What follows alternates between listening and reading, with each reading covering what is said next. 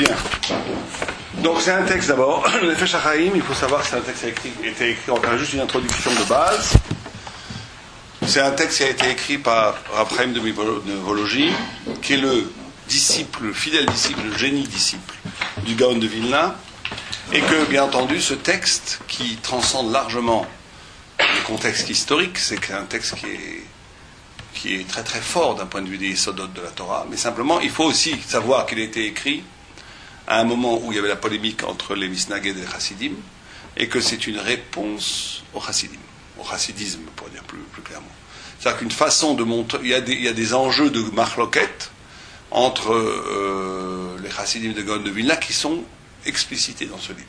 Donc c'est très important de comprendre de quoi certains passages. Ça dépasse complètement l'aspect polémique de la discussion entre les Chassidim et les non-Chassidim, mais il est évident que le Rav Chaim a écrit ce texte aussi pour répondre à une certaine interrogation qui a été émise par les Chassidim, et que c'est une réponse. Et le livre montrait l'importance de l'étude de la Torah, dans la mesure où l'étude de la Torah avait été mise un peu de côté par les Chassidim, qui pensaient que le Ikar était l'intention du cœur, l'Ikar était la joie, et qu'on pouvait servir Dieu partout, pas forcément par l'étude, mais que même dans les gestes profanes, on pouvait arriver à une Vekuta Hashem aussi importante que par l'étude.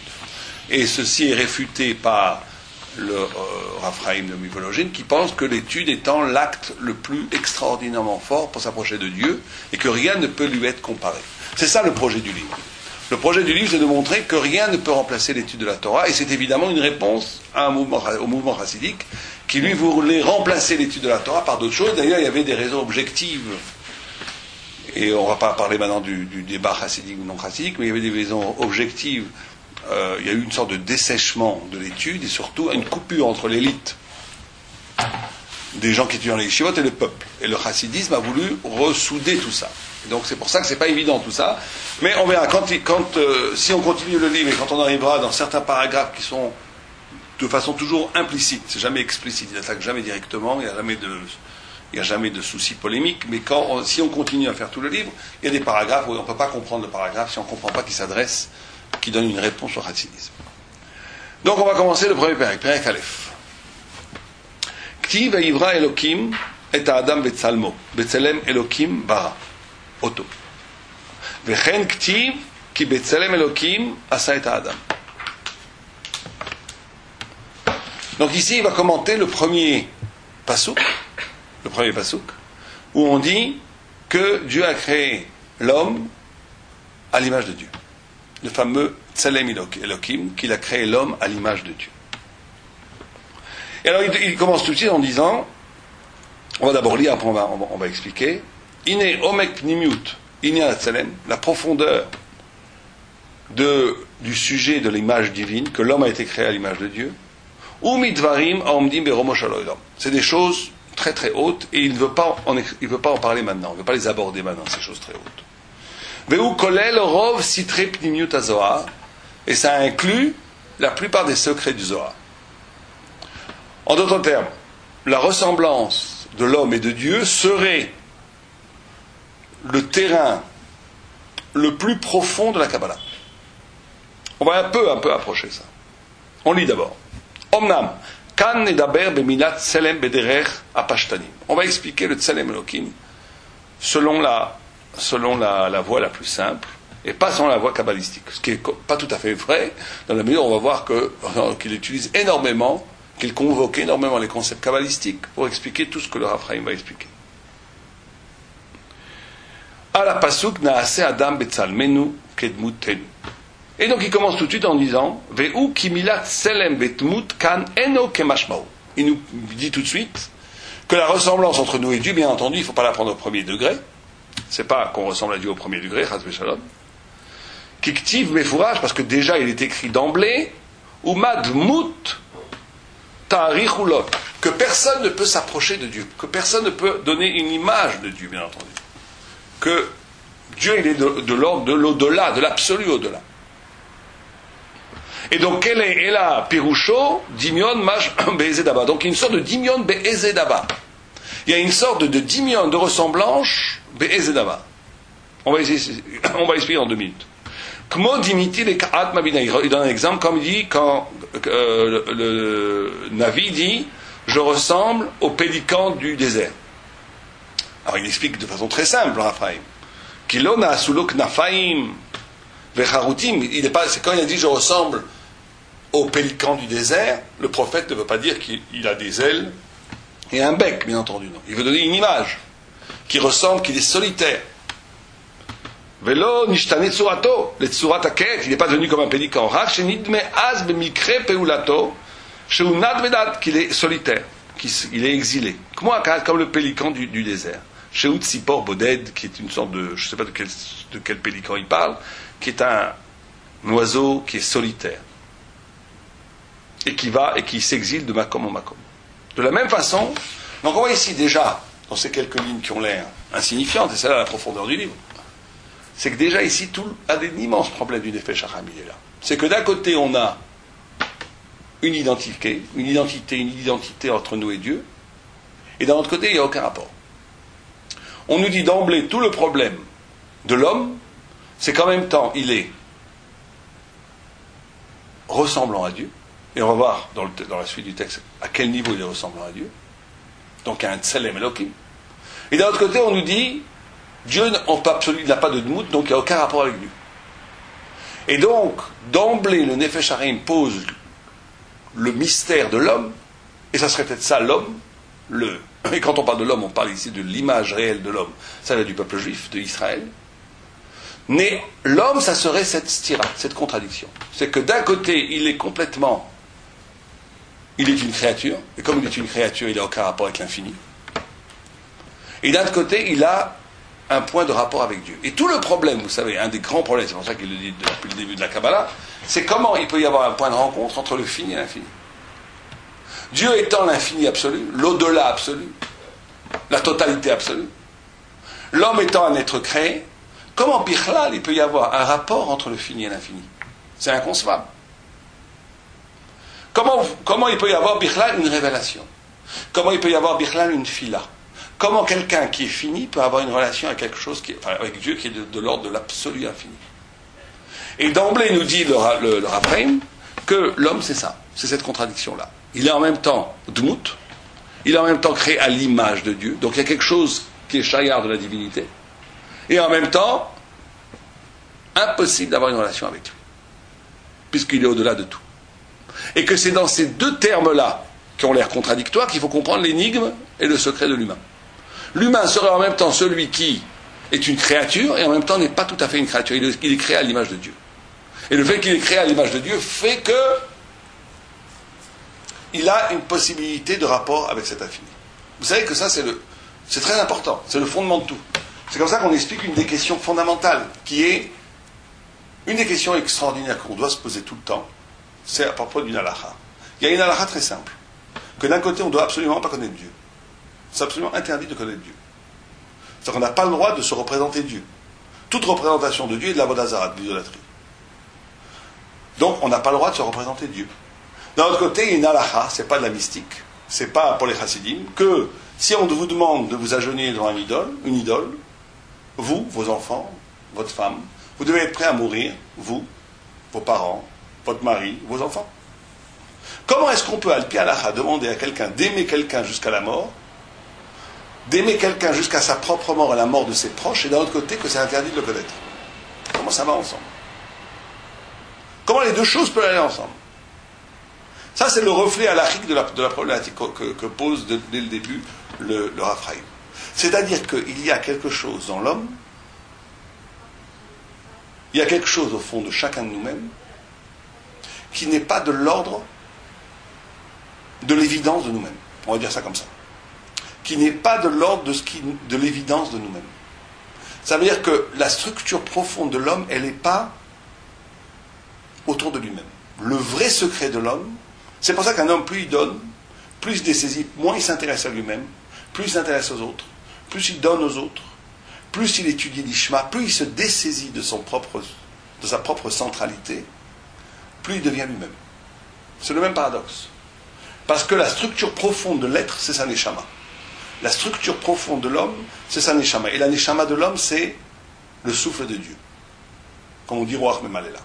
Et donc là, déjà, toute l'énigme, elle est là. C'est qu'on est constitué par quelque chose qui profondément ne nous appartient pas, qui appartient à l'infinité de Dieu, mais qu'en même temps, c'est en même temps incroyablement étranger et en même temps incroyablement proche. Incroyablement proche au point où je dois prêt à tout sacrifier pour cette proximité.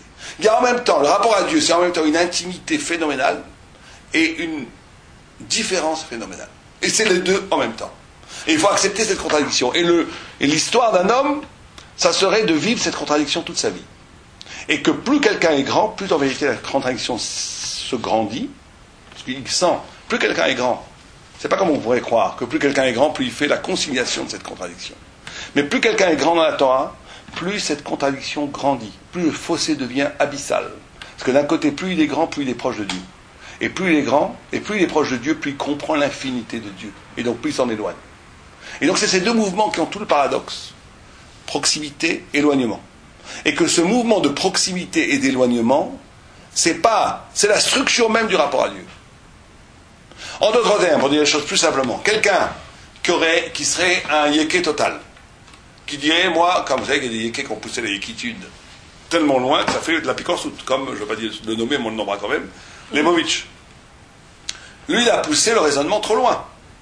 Il dit, Dieu, on ne peut pas le connaître, aucun rapport avec nous, je fais minra parce que je fais minra. Mais maintenant, je prie, mais j'attends rien en retour, Dieu, il m'écoute, qui m'écoute ou qui ne m'écoute pas, c'est pas mon problème, etc., etc. Ça, il a poussé trop loin le raisonnement. Et effectivement, il a poussé. Leibovitch, il a eu le problème de l'infinité de Dieu. Comme Dieu est absolument infini, comment voulez-vous que moi, qu'une fourmi comme moi, un ver de terre comme moi, j'intéresse l'infini. Et donc, tout ce que je fais, c'est des choukim. Je ne vais pas à comprendre. Ça a été combattu par les rabbinim, parce que c'est pas vrai. Parce qu'on sait quand même, il y a de l'autre côté, il y a une proximité qu'on peut prier Dieu. Que Dieu, au contraire, il écoute énormément les prières de l'homme. Alors, de l'autre côté, exactement de l'autre côté, c'est celui qui ne supporte pas cette contradiction. Il tombe forcément dans un des deux pièges. Il tombe ou dans le piège de Leibovitch, ou il tombe dans un autre piège, qui est une familiarité avec Dieu, qu'on appelle vulgairement se croire qu'on peut mettre Dieu dans sa poche. Ça veut dire, tout ce que je vais prier, Dieu va me répondre. Ou de croire parce que j'ai prié, je dois être répondu, ou etc., etc. Et ne pas voir la différence, l'infini qui me sépare de Dieu. Et le vrai rapport du juif avec Dieu, et c'est tous les problèmes de l'athée ou de l'idolâtre, le vrai rapport de rapport du juif avec Dieu, c'est qu'il est capable de soutenir les deux termes de façon absolue. Alors ça a l'air compliqué, parce qu'on se dit, c'est contradictoire. Est-ce que je suis infiniment proche de Dieu ou est-ce que je suis infiniment loin de Dieu? Et il faut être capable de dire, je suis les deux. Infiniment proche de Dieu et infiniment loin de Dieu. Et on va essayer d'expliquer un peu comment on peut être les deux. On peut être les deux, c'est très simple. Enfin, c'est pas très simple, mais on va essayer d'expliquer. On peut être infiniment proche de Dieu par le fait de savoir que justement, moi en tant qu'ego, moi en tant que destinée singulière, ça ne vaut pas grand-chose. Que ma vie, elle est intéressante que dans la mesure où je commence à donner à ma vie un sens qui me dépasse complètement. Qui dépasse ma propre vie. Quand je suis capable de m'investir dans la Torah, ou de m'investir dans les mitzvot, ou de m'investir dans n'importe quel geste, même quotidien, et de leur donner une dimension qui n'est pas simplement ma petite vie, mais une dimension qui est un tikkun haolam, l'amener le Mashiach, amener des sriot à Am Israël, me rapprocher de l'infini, etc., etc., et que je sors de moi-même, à ce moment-là, quand je sors de moi-même, je suis proche de Dieu. Mais plus je pense à moi-même, plus je me concrétise, je suis moi-même ou dans mon moi-même, plus je m'éloigne de Dieu. C'est un texte très simple. On dit pourquoi Dieu fait des miracles à des gens, on n'en fait pas à d'autres. Quand quelqu'un il est capable de dépasser sa nature, Dieu lui fait des miracles. De la même façon que lui se dépasse sa propre nature, Dieu en retour va faire dépasser la nature. Si quelqu'un ne dépasse pas sa nature, il obéit toujours à son programme, à sa nature programmée, il n'y aura aucun miracle dans sa vie. Il sera programmé. C'est comme ça. Il y a un Yerushalmi qui dit qu'il y avait une fois un guerre qui était astrologue. Il faisait l'astrologie. Et tout d'un coup, il voit, d'après l'astrologie, que s'il sort dehors, il est en danger. Il se dit, mais d'après l'astrologie, je ne peux pas sortir dehors, c'est dangereux. Mais il dit, mais je ne me suis pas converti, je ne me suis pas d'Avouk Le'am Kadosh pour croire à cette astrologie, à une Mazal Israël, et il sort. Et tout d'un coup, un lion en vient et mange son âne, et pas lui. Et le Yerushalmi dit, pourquoi il mange son âne? Parce qu'il a quand même douté au début. Et pourquoi il a été sauvé? Parce qu'il a eu le bitachon qu'il fallait quand même sortir. Vous voyez ce qui se passe ici? C'est que la façon, mon engagement profond, mon bitachon pnimi, mon intériorité avec Dieu, c'est elle qui va régler toute la vie qui se passe autour de moi. Il n'y a pas, quand on dit En Mazal Israël, il faut le comprendre dans les deux sens. Il n'y a pas de Mazal en Israël, ça veut dire qu'il n'y a pas d'événement contingent autour de ma vie. Tout ce qui m'arrive autour de ma vie est programmé en vérité par la façon dont je me comporte intérieurement. Si je reste dans les 4 arpents de mon être qui a été codifié par ma vie, que ce soit ma vie familiale, ma vie sociologique, ma vie de caractère, tout ce qui va se passer autour de moi sera par rapport à ça. Si je suis capable de casser ça, tous les miracles peuvent arriver. C'est encore une fois la proximité. La proximité de Dieu, elle vient quand on casse les midotes. L'infini éloignement de Dieu et le fait d'être livré à la nature, c'est quand on va d'après son déterminisme. Comment on a été déterminé, comment on a été créé. C'est aussi simple que ça. En vérité, la maîtrise absolue du monde, elle dépend de mon intériorité. Dans mon intériorité, dans mon engagement profond, comment avec Dieu je suis proche ou loin, c'est ça qui va tout engendrer ce qui est autour de moi. Et il n'y a pas de hasard. En Mazal d'Israël. Tout ce qui nous arrive, c'est par rapport à comment intérieurement je me situe par rapport à Dieu. Et on va voir, c'est la suite du texte. Donc maintenant, il va expliquer ce qu'on a expliqué en introduction, il va un peu plus le rallonger. Et il va dire la chose, il dit la chose suivante. On fait le Perek Bet. Omnan, La'avin inyan omro betzelem elokim davka, odika. Pourquoi est-ce que le pasouk, il pose la question qui est très importante, pourquoi le pasouk, quand il dit tselem elokim, dit davka elokim? Ça aurait pu être tselem shakai, ou tselem yutkevavke, ou tselem kel. Pourquoi davka le nom elokim? Pourquoi est-ce qu'on emploie le nom, on utilise le mot elokim quand il s'agit de dire Tselem Elokim? Donc c'est la question très importante que pose le Rav Chaim, le Nefesh HaChaim, dès le début. Ah, il répond Ki Shem Elokim Yadua Pirusho Sheu More Sheu Hashem Yitboror Bal Akochot Kulam. Kmo Shekatu Betur Or HaChaim Siman He. C'est la kavana qu'on doit avoir quand on dit Elokim ou Elokenu. On doit avoir une kavana quand on dit Elokim. Akol Yechol. Sholet al kol akochot. Donc le mot d'Elokim, marée, pointe une dimension du divin qu'il est le maître de toutes les forces. D'accord? Qu'il est le maître de toutes les forces. V'inyan ma sheu tevarer ikra balakoichos ki lo kemidat basar vedam midat hakadosh baruch hu.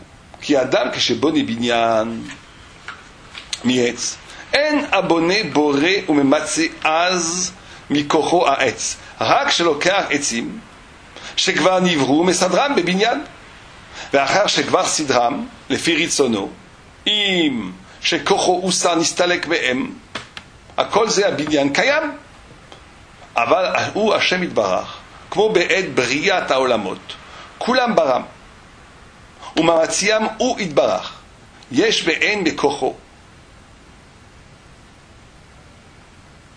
כן מייס כל יום בכל רגע ממש. כל כוח מציאותם וסדרם וקיומם תלוי רק במה שהוא השם יתברך, משפיע בהם כרצונו יתברך, כל רגע כוח ושפת אור חדש. Donc ici il nous dit un grand yesod, que quand un homme construit quelque chose,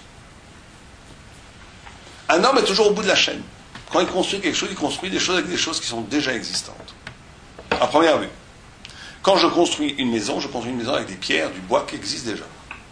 Donc en vérifiant, je ne construis rien de nouveau, j'aménage l'être, j'aménage la création d'une certaine façon. Quand Dieu crée au début de la création, il a créé ex nihilo, yesh mi'ayin, c'est-à-dire qu'il a créé à partir de rien, à partir de la parole, il a fait naître de la chose, de l'être. Nous, on pourrait croire qu'une fois que Dieu a créé le monde, il y a 6000 ans, que, après une fois que les choses existent de façon absolue, il nous dit non, chaque seconde, Dieu recrée le monde. Chaque seconde, Dieu insuffle une énergie aux choses qui continuent qu'elles soient créées. Les choses sont toujours créées. C'est pour ça d'ailleurs qu'en hébreu, il faut bien comprendre ça. C'est pour ça qu'en hébreu, dvarim, bedvar, c'est la même chose. Parole, les choses, ça se dit dvar, la parole, ça se dit dvar, parce que chaque parole, chaque chose est portée par une voyelle, portée par une parole. Un certain niveau de tzadikout ça les chassidim sont complètement d'accord avec le Nefesh HaChaim, chaque chose a ce qu'ils appellent le sechel. Dans chaque chose, il y a une voyelle de Dieu. Dans chaque chose, il y a la trace du Créateur. Et les grands tzadikim qui allaient dans les forêts, qui allaient dans les lacs, qui allaient dans les montagnes, voir la nature, et quand même le Rambam, qui dit que si on veut arriver à l'amour de Dieu, il faut regarder la nature. C'est pas simplement la regarder la nature poétiquement, c'est aussi ça. Mais c'est d'être capable de voir dans les choses la trace du Créateur. C'est-à-dire que chaque chose est portée par une voie, et chaque chose est recréée, revit. Chaque chose est recréée. Il n'y a aucune chose qui existe absolument. La chose qui existe absolument, c'est la volonté de Dieu, c'est Dieu. Vous savez qu'on dit que le Yetzer Hara du bien, c'est justement de croire qu'il est éternel. Or, il y a la chose qui est éternelle, c'est Dieu. Toutes les autres choses sont portées par la volonté de Dieu.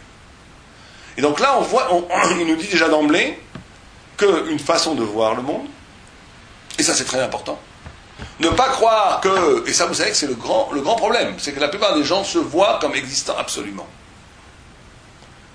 La plupart des gens se vivent leur propre vie comme si je vivais absolument. Il y a des facteurs extérieurs qui vont m'abîmer. Le temps va m'user, je vais vieillir, on va mourir à cause du temps. Mais moi, en essence, je vis absolument. Ce qui est complètement faux comme vision. La seule chose que les choses ont, c'est du temps. C'est pour ça que Bereshit, le premier mot de la Torah, le Gaon de Vilna dit c'est quoi Bereshit? C'est le temps. Dieu a créé le temps. Le temps étant lui-même une création. L'espace étant une création, le temps étant une création. Mais le temps était la création qui est impartie à toute chose. La chose n'ont que du temps. Non seulement les choses n'ont que du temps, mais les choses n'ont que du temps, que le temps qu'ils vivent maintenant, et le temps est redonné tout le temps. Dieu donne du temps aux choses. C'est une grâce. C'est une merveille, le fait de pouvoir vivre, le fait que les choses existent. C'est pas, ça existe et il y a un Dieu au-dessus de le monde existe et au-dessus de la planète, il y a un Dieu qui nous regarde. C'est ça le pshat quand on dit, c'est pas le monde qui est le makom de Dieu, c'est Dieu qui est le makom du monde. Les choses sont sous-pesées, vivent dans le souffle divin. Et il faut être capable de voir chaque chose comme ça. Et quand on est capable de voir chaque chose comme ça, chaque chose devient un message. Chaque événement devient un message. Et on voit comme on en est loin. Comme on est là, il y a certains, c'est un peu l'âme poétique, quand ils voient une belle comète, quand ils voient un beau ciel, ils s'extasient, ils disent tiens, c'est magnifique. Mais en vérité, il faut être capable de voir ça dans chaque chose. Dans un petit jardin, même dans une chose laide, il faut être capable de le voir. Il n'y a pas une chose qui n'exprime pas quelque chose qui est poético-spirituel, qui ne dit pas la gloire de Dieu. Et donc là, un des travaux qu'il faut faire, en tous les cas que le Nefesh HaChaim nous incite à faire, c'est d'essayer de commencer à vivre comme ça.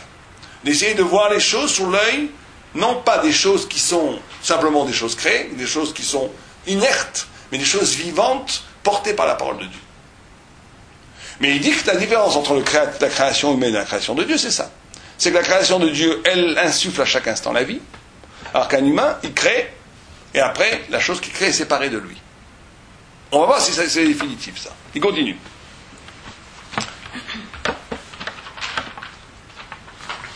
Ve'ilu, reprenons Ve'ilu. Ve'ilu aya ou idbarar mesalek mehem koach ashpaato, avrega achas. Si Dieu abandonnait l'influence qu'il a sur les choses, même une seule seconde, kerega, ayu kulam le efes. Le monde retournerait au néant. Le monde retournerait au néant. C'est ce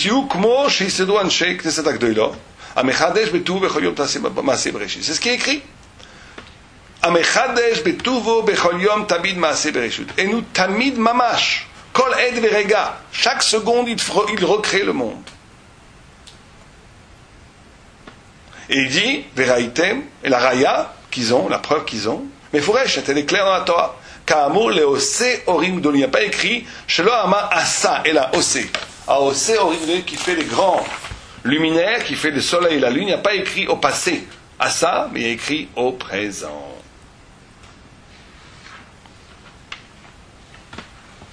Oh, allez, continue, c'est ça le important.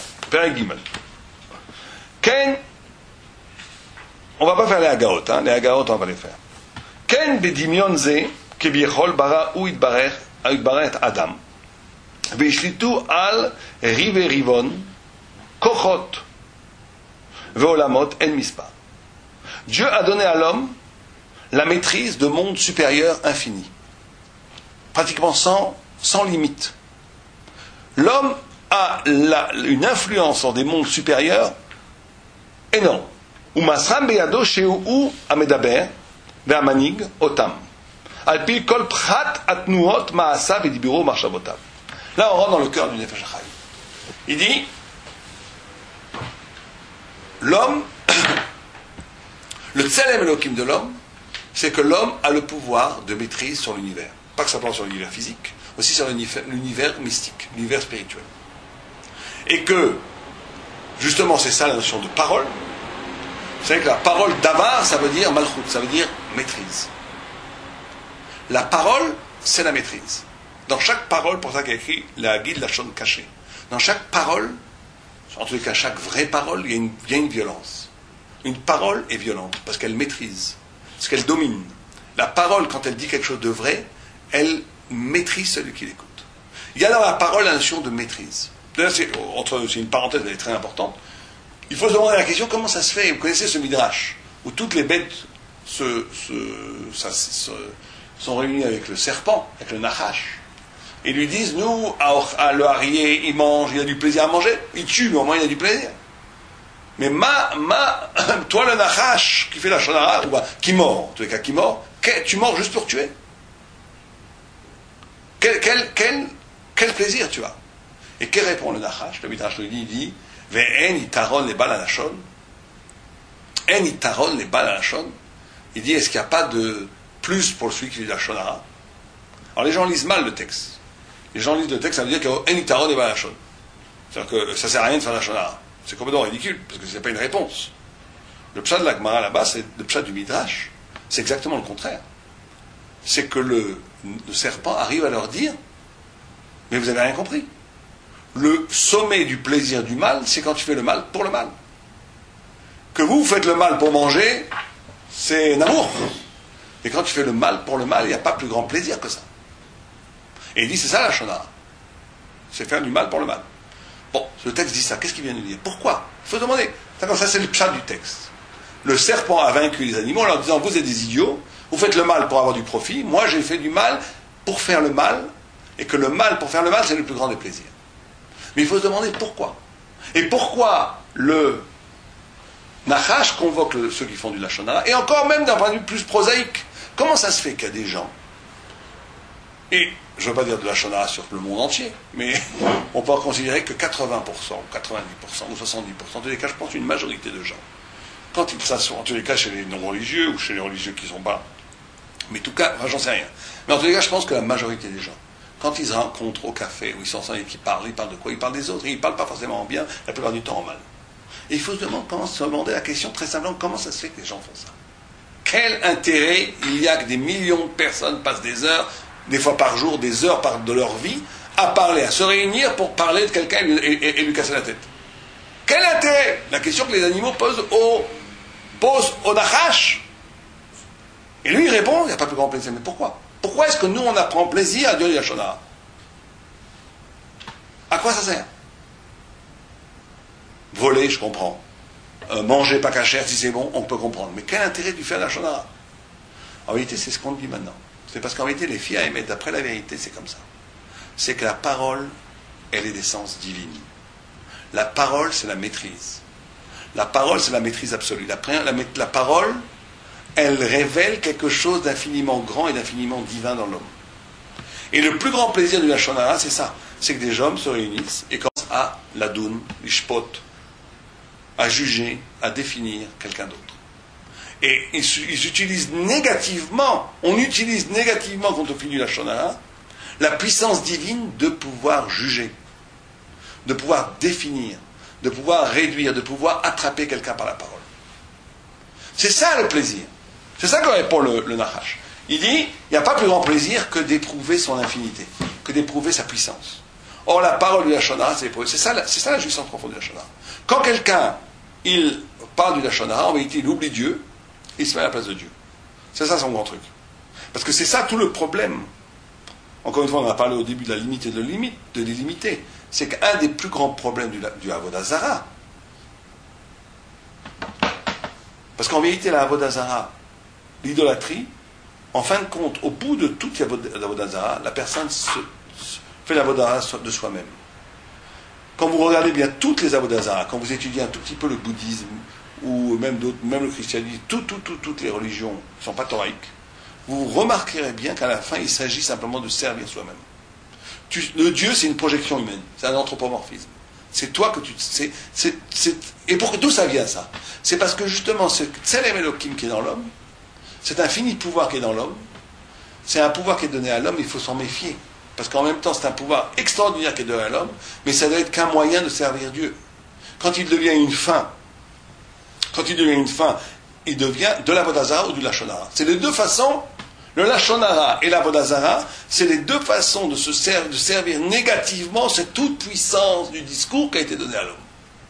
Alors, cette toute puissance qui a été donnée à l'homme, comme il vient de dire que l'homme, il est cholet sur les univers, s'il est cholet sur les univers pour servir Dieu, tout va bien. Mais ça peut très vite devenir... Laissez ouvrir la porte. Quand ma femme est là, donc il n'y a aucun problème. Donc, vous pouvez faire. Excusez-moi. Sauf si vous voulez de l'air. Comme vous voulez. Donc, vous comprenez. C'est que cette parole est le miroir de la divinité dans l'homme. La parole vérifie la divinité dans l'homme. C'est pour ça que quand on donne la Neshama, le Targum traduit, Ruach Memal est là, la parole. La parole, c'est le signe de la divinité dans l'homme. C'est pour ça qu'il y a écrit Kiifli Ishneder, Pele. Pele, la merveille de la parole. Or, cette merveille-là, c'est en même temps le plus grand bonheur de l'homme et c'est le plus grand piège de l'homme. C'est pour ça qu'il n'y a pas plus grand péché que la Shonara. Il n'y a pas plus grand péché que la Shonara, parce que pas simplement parce que tu parles du mal de quelqu'un d'autre. Parce que tu utilises la plus haute, le don le plus précieux que Dieu t'a donné à des fins les plus infâmes. C'est pour ça d'ailleurs que Myriam a été punie. Quand Myriam dans la paracha la semaine dernière, elle a parlé contre Moshe, elle n'a pas fait Al-Pi Halacha de la Shonara. Al-Pi Halacha, elle n'a fait aucun Lachon Hara. Elle a dit Moshe, il ne doit pas divorcer de sa femme, il ne doit pas délaisser sa femme. Mais c'était les toilettes. C'était, bien entendu, on ne peut pas imaginer une seconde que c'était pas avec une bonne kavana, c'était sûr avec une bonne kavana, etc., etc. Mais le Rambam, il explique comme ça. Le Rambam, il dit, c'est parce qu'elle a parlé de Moshe comme les autres prophètes. Elle n'a pas compris que Moshe est exceptionnel. Mais le péché réel de Myriam, c'est d'avoir dégénéré le pouvoir de la parole. La parole est là pour décrire les choses de façon amitite. Si tu le décris de façon fausse, tu désacralises. Tu pervertis ce pouvoir. Et il n'y a pas plus grande perversion parce que c'est le pouvoir Eloki. C'est pour ça que la tchouva la plus difficile à faire, c'est sur la Shonara. Parce que les autres choses, sur les Maasim, c'est des actes. C'est le monde Hitsoni, c'est le monde des actes, le monde du Maasé. Le monde du Maasé, il suffit de dire, c'est pas moi. La tchouva, c'est de dire, moi, ce que j'ai fait, c'était pas vraiment moi, c'était de la Shigaon. Donc, c'est de dire, ce Maasé, qui est dans le monde Maasé, c'est pas mon être profond. Mais la parole, c'est ton être profond. Donc, comment tu vas te différencier toi-même en faisant la Shonara? C'est pratiquement impossible de faire la tchouva sur la Shonara. C'est très, très, très difficile. La tchouva sur la Shonara, c'est une tchouva qui ne doit pas être... C'est une autre tchouva, c'est pas notre cours aujourd'hui, vous savez qu'il y a deux sortes de tchouva. Il y a tchouva kavod, qui est malchut, et il y a tchouva keter. C'est une tchouva qui est bina. Ça veut dire que tu fais tchouva en te régénérant, en devenant quelqu'un d'autre. Sur la Shonara, il n'y a que la deuxième tchouva qui marche. La première ne marche pas. Tous les autres, à part encore une autre avéra qui a lieu, et c'est tout à fait lié, qui a lieu à des arayot, à des actes sexuels qui sont interdits. Là aussi, Tikkun Abrit, tu ne peux le faire qu'avec Tchouvat de Bina, c'est-à-dire en te régénérant, en devenant un nouvel homme. Mais tous les autres péchés, à part ces deux péchés-là, la parole et le rapport sexuel qui est d'ailleurs très lié à la parole, les deux sont très liés, tu ne peux faire une kapara que si tu te re-enfantes. Parce que tu ne peux pas te détacher de ça, c'est toi, c'est ton être profond. Et donc là, il nous dit, le Nefesh HaChaim, il nous dit d'emblée, il nous dit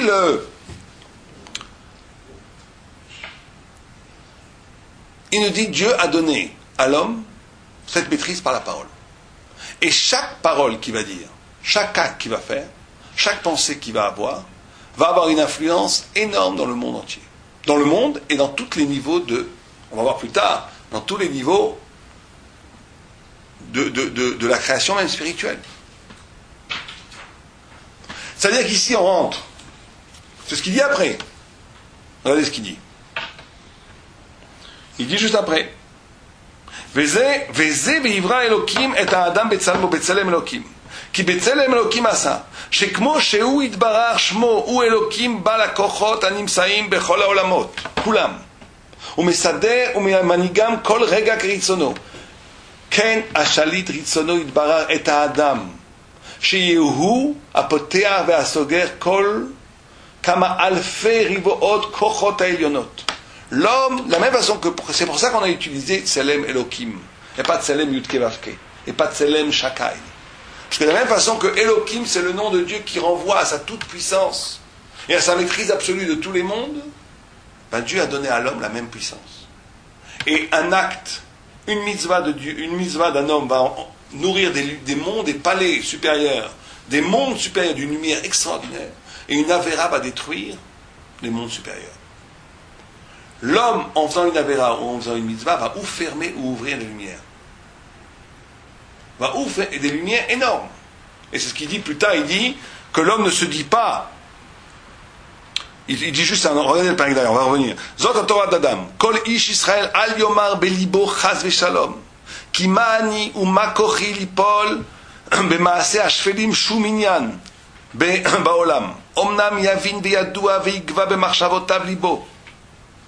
שכל פרטי מעשיו ודיבוריו ומחשבותיו כל עת ורגע לא יעבדו חס ושלום ומה רבו מעשיו מאוד גדול ורמו שכל אחד עולה כפי שורשו לפעול פעולתה בגבי מרומים בעולמות וצחצוחות האורות. Incroyable ce qu'il dit. Il dit qu'un homme, Dieu préserve, ne se dise pas qui suis-je moi.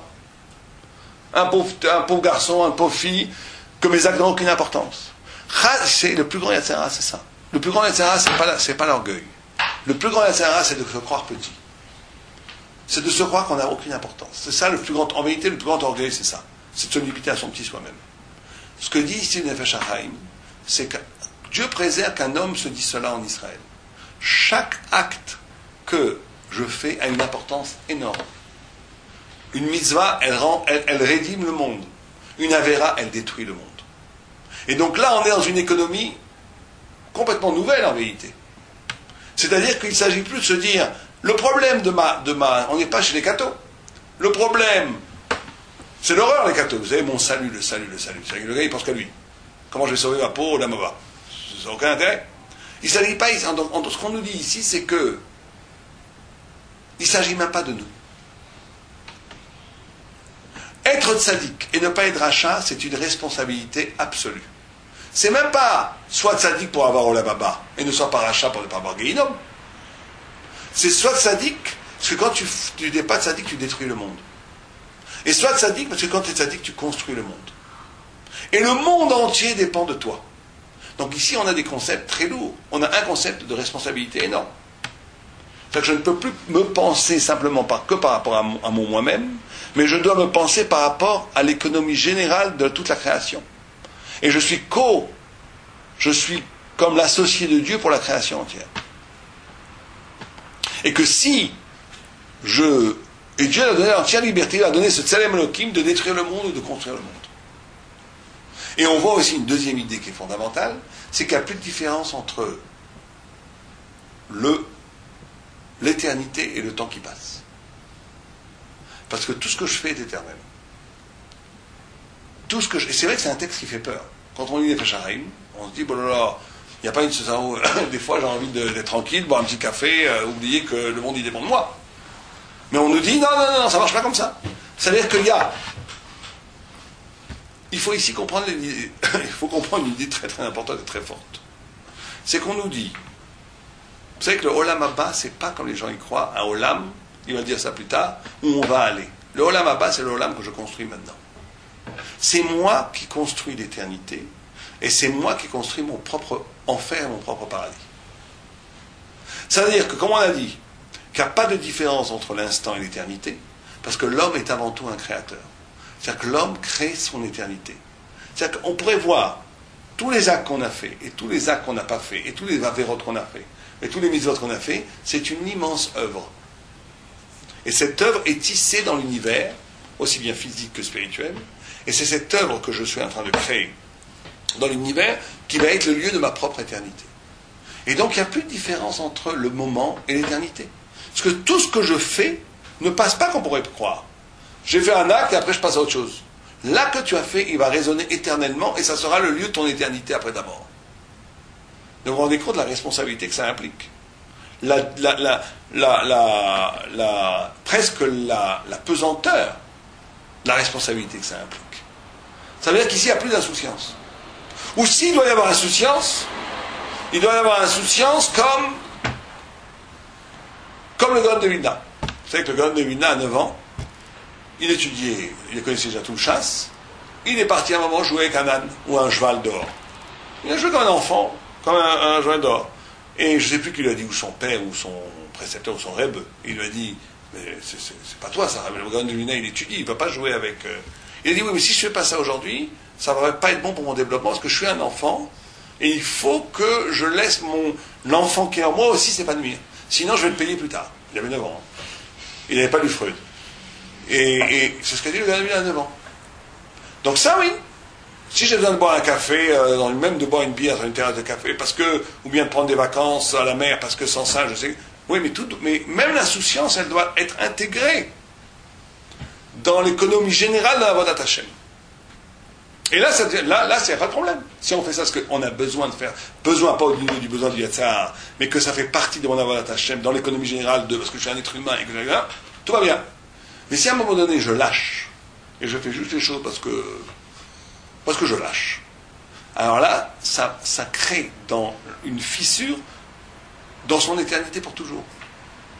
La notion de lâcher, elle est très grave, elle est très importante. C'est comme ça qu'on explique aussi que Rabbi Akiva, quand Rabbi Akiva il est parti pour 12 ans pour étudier la Torah, il est venu au bout de 12 ans. Et il faut voir que sa femme n'avait rien à manger, rien. Sa femme qui venait d'une famille très très riche. Et elle a tout abandonné pour la Torah. Tout. Elle vivait sur de la paille. Même la paille, elle a donné à un pauvre, elle vivait par terre. Et non seulement elle n'avait pas d'argent pour vivre, tout ça pour que son mari étudie la Torah. Et son père, vous connaissez l'histoire, son père a déshérité, etc. Et ses voisins se moquaient d'elle. Sa voisine surtout se moquait d'elle. En lui disant, t'es folle, qu'est-ce que t'as fait et tout. Et elle a dit, quand Rabbi Akiva est revenu, il a entendu la conversation, elle a dit, mais si ça serait à refaire, je le referais. Qu'il reparte encore 12 ans s'il veut tuer la Torah. Et Rabbi Akiva, il n'est même pas rentré chez lui, il est reparti 12 ans. Et les commentateurs demandent pourquoi il n'est pas rentré. Maintenant qu'il a fait déjà le voyage, qu'il est là, qu'il vient de dire bonjour à sa femme, il n'a pas vu depuis 12 ans. Et il s'aime à la folie, Rabbi Akiva et Rachel. C'est le grand amour. Et non, il ne rentre pas. Il repart. 12 ans plus tard. Parce qu'il ne veut pas. Il a vu qu'elle était prête à s'engager sur 24 ans. Il ne veut pas lui enlever ça. Il ne veut même pas lui enlever ça. Il sait que s'il rentre, il va avoir ça va lâcher. Et on va lâcher. Donc ça va casser l'impact d'éternité. 24 ans les 24 ans d'engagement de Rachel, ils valent un Olam Haba en Kamoru. Ça vaut plus que 12 ans. Alors vous comprenez toute la difficulté. C'est un peu ce qu'on parle quand on parle de boire un café, d'insouciance. C'est ça toute la difficulté. C'est d'être capable de vivre son Olam Hazé à l'orée du Olam Haba sans tomber dans la morbide. C'est ça un grand sadique. C'est-à-dire quelqu'un il peut vivre toute sa vie en oubliant le Olam Haba. Bon, ça c'est les Rachaïm, et ça peut même dans le monde religieux. Quelqu'un il pense qu'au Olam Hazé. Il peut avoir un gros frac, un gros chapeau, l'Olam Hazé, ma yeshiva, mon shteller, mon truc, mon argent, mes chidours, tout ce que vous voulez. En fait, le gars, il va arriver au Olam Haba, il va arriver, on dit, vous n'avez rien ici, monsieur. Comment j'ai rien? J'ai passé toute ma vie à étudier. Il dit, monsieur, chez nous, rien n'est inscrit, parce que tout ce que vous avez fait, c'est pour Olam Hazé. Vous avez fait ça pour le cabot, pour l'argent, pour que vos enfants, ils ont des bons chidours. Ça ne vaut rien ici, ça n'existe pas. Il n'y a pas de trace d'éternité ici, monsieur, donc vous repartez ailleurs. T'as d'autres, ça c'est le plus bas niveau, bien entendu. Il y a un niveau, mais il fait les mitzvot, donc il y aura un srar. Bon. Il y a un autre niveau où quelqu'un, il est coulo Olam Haba. Rien n'intéresse. Il est que Olam Haba.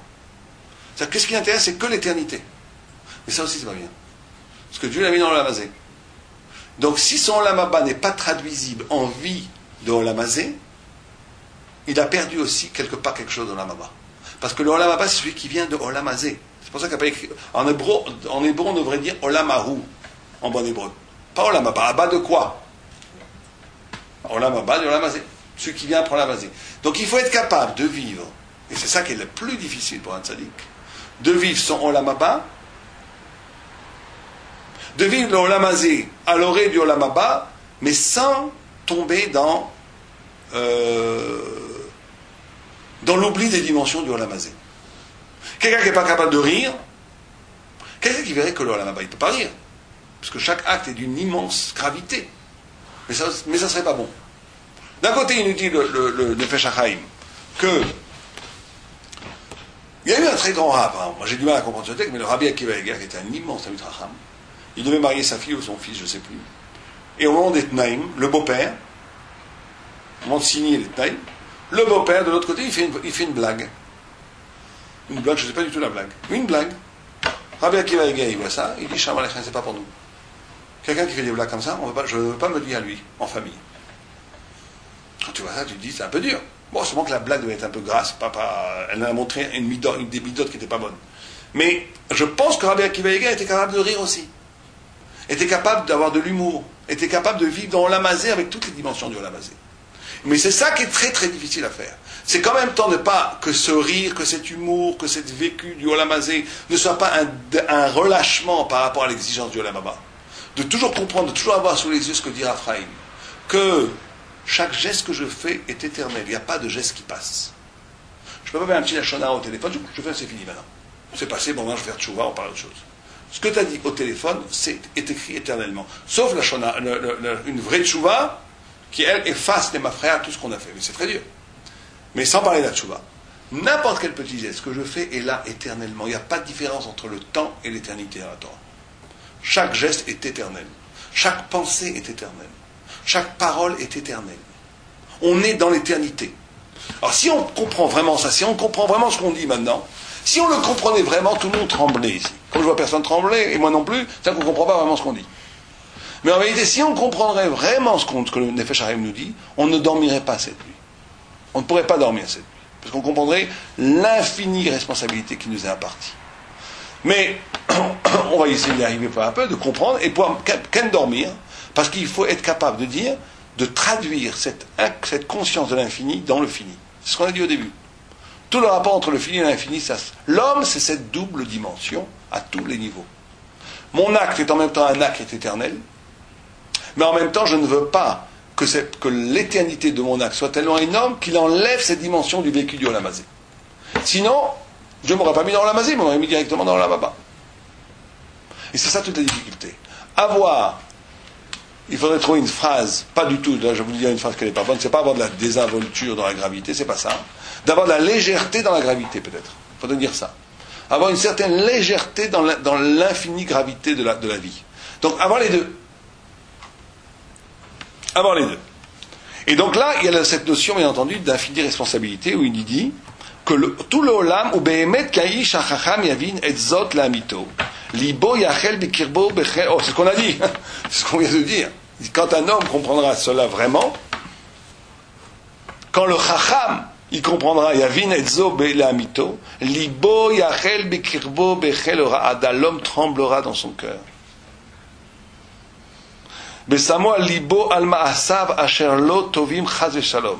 Ad echad ema magiim lekalkel ולהרוס בחטא קל חס ושלום הרבה יותר ממה שהכיב Titus. Il dit un homme qui fait la plus petite avéra, il détruit infiniment plus que ce que Titus le rachat a détruit le Beth Amikdash. Un homme qui fait une toute petite avéra, un juif qui fait une toute petite avéra, il détruit beaucoup plus que ce que Titus a pu détruire. Qui alors Titus, on a Bouchanetzar, lo asu b'maasehem shum gam בקלקול כלל למעלה, כי לא להם חלק ושורש בעולמות העליונות. שיכולים להתגוע שם כלל למעשה. Il dit parce que Titus, ces goïms, ces incirconcis, leurs actes n'ont aucun impact dans les mondes supérieurs. Ils font partie de ce Olam Hazé. Eux, ils sont du Olam Hazé. Ils sont de ce monde-là. Ils sont des choses qui vont comme elles vont. Ils sont du monde tel qu'il est façonné dans la matière et dans l'argile. Ils sont des êtres d'argile. Donc eux, leurs actes restent au niveau de la terre. Donc ils n'ont rien détruit en haut. Ils ont été des envoyés de nos propres péchés. Et la moindre petite avéra d'un juif est infiniment plus destructrice que même la destruction du temple d'un goy. Pour vous dire. Ce qu'il faut comprendre, que si on comprenait une seconde ce que dira Ephraim ici, c'est que la moindre petite avéra que je fais, c'est un acte infiniment plus dramatique que le Tisha B'Av quand on a détruit le temple. C'est jusqu'à là que ça va.